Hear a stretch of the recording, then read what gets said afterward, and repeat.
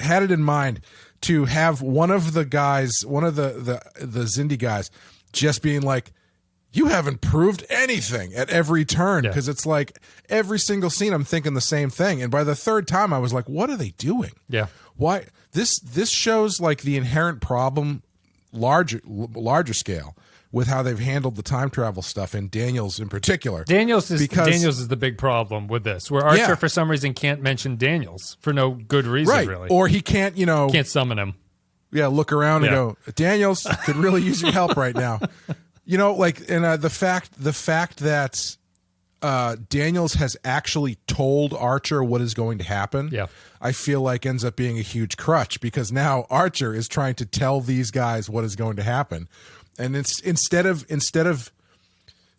putting Archer in a position where he has to build this coalition through actual interaction and with the Xindi and good faith and all of the things that you would build a strong coalition on, he's just swinging for the fence, going like, listen, guys, time travel.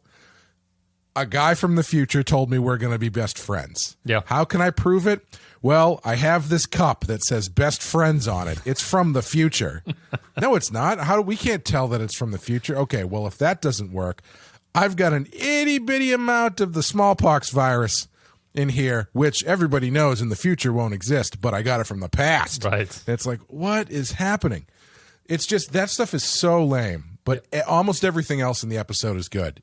I'm not totally sure if they are completely hand-waving the T'Pol stuff like I thought they were going to, but it feels like that's the way they're going.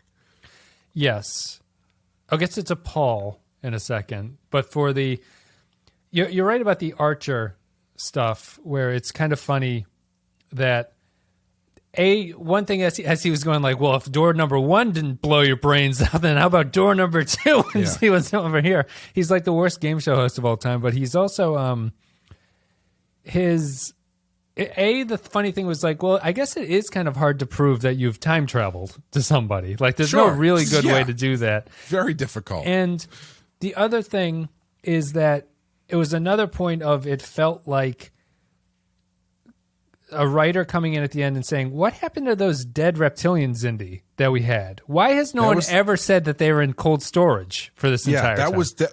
I said that in the episode, I think. I was like, so don't they have 3 dead bodies now? Yes. Yeah, at some point in the past. It's so strange. And like, I just found myself going like, how come he can't call Daniels?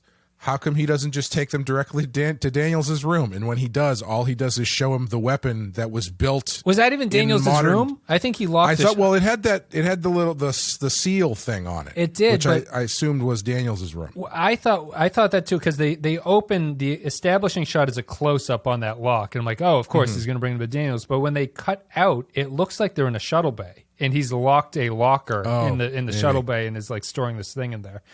Regardless, it's like he shows him the thing that was actually the thing from the time that they currently are in. Yeah. It's not like it's a virus gun that was built with Toyota Prius parts, This generic gray circle machine looks like it could be Xindi, but who can tell? It's such it's a broad universe. The only other thing is, I thought you were going to say about Daniels, where Daniels explaining the future war in that previous episode.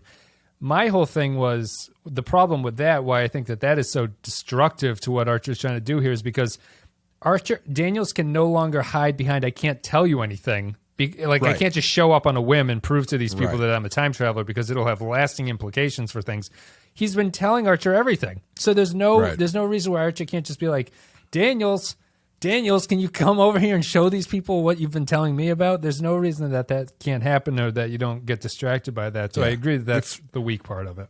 If that's on the table, there's no reason why Daniels can't step in at that point and explain everything to the Xindi as much as he explained it to Archer. Yeah. Because you've already shattered the space-time continuum and created some sort of paradox by telling Archer what's going to happen. So we'll get the Archer stuff out of the way. I find the Archer storyline to not be knock my socks off, but I think it was maybe the most competent plot line they've done in an episode that has to do with the Xindi, because I thought everything worked and I thought that it was believable.